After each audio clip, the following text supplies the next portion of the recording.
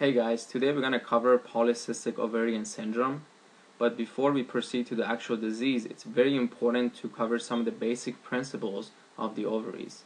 This is going to help us tremendously in understanding the disease.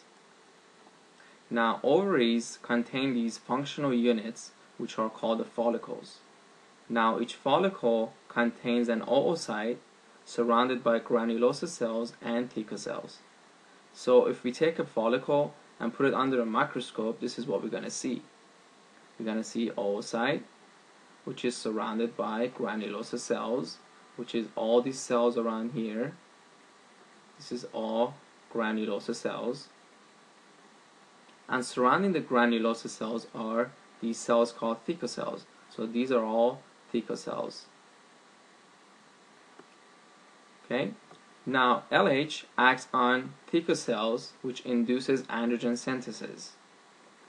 And FSH stimulates granulosa cells, which then they're going to convert the androgen made by the theca cells into estradiol. Now, this estradiol drives the proliferative phase of the endometrial cycle. Estradiol surge induces an LH surge, which leads to ovulation. Now, after ovulation, the residual follicle becomes corpus luteum, which is going to secrete progesterone. This is going to drive the secretory phase of the endometrial cycle, which is going to prepare the endometrium for possible pregnancy. Now, the generation of these follicles results in follicular cysts. This is normal. And small number of these follicular cysts are very common in women, and they really don't have no clinical significance. But if there are too many of them, then that becomes problematic, which we're gonna get into that.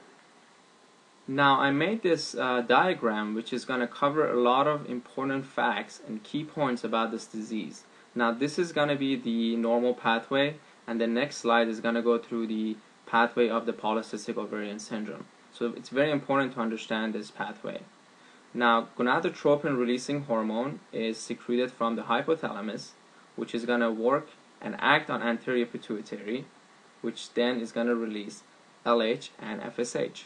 Now, as we said, LH is going to work on the theca cells, and theca cells are going to start synthesizing androgen using enzyme desmolase, also known as 7-alpha hydroxylase.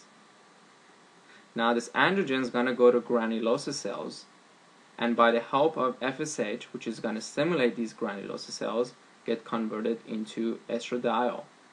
The enzyme here is aromatase. It's very important to know which enzyme is in which cells. So aromatase is only available in granulosa cells, and desmolase, which is also known as 7-alpha hydroxylase, is only available in theca cells. Now, deficiency in one of these enzymes is going to lead to other manifestations. And so now we have estradiol, which is going to work on the oocyte and help maturing this oocyte. So this is the normal pathway. Now, in polycystic ovarian syndrome, the problem is we have too much LH. That's the main point of this disease. This increase in LH is going to work on theca cells, and the theca cells again gonna make androgen, but they're gonna make too much of this androgen. Now, if you look at the top left corner, we can see that increasing androgen does two things. First, it's gonna cause hirsutism, which is abnormal growth of hair. The other thing it does, it's gonna travel to the adipose tissue and get converted into estrone. So we're gonna have too much estrone in the body. Now, this estrone, what it does, it negative feedbacks the release of FSH. So we don't have any more FSH. Therefore, FSH cannot stimulate the granulosa cells. Even though we have a lot of androgen, we cannot make estradiol. Therefore, we will not, since there's a decrease in estradiol, we will not mature the egg. Therefore, we're gonna have cystic degeneration of the follicles. So this is the pathway you need to know in order to understand this disease.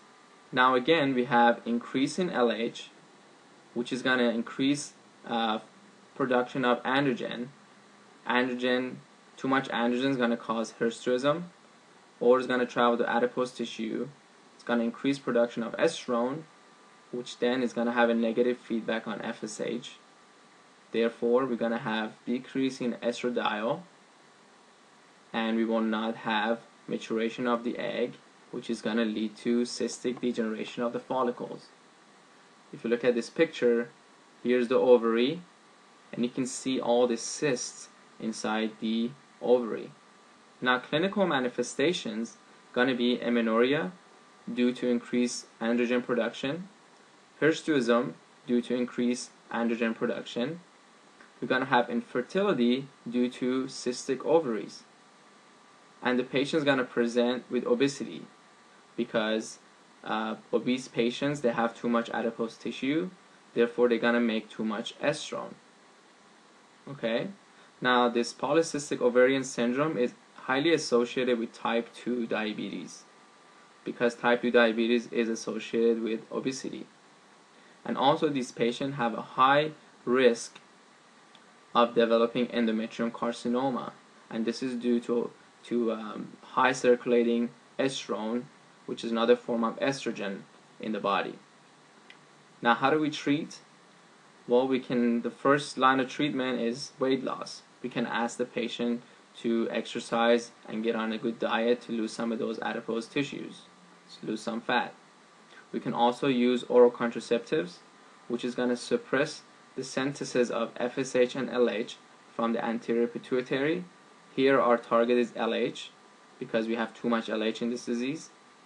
We can also use clomiphene, which prevents the normal feedback inhibition, and it's going to increase the release of LH and FSH. So here our target is increased release of FSH and prevent the negative feedback caused by estrone.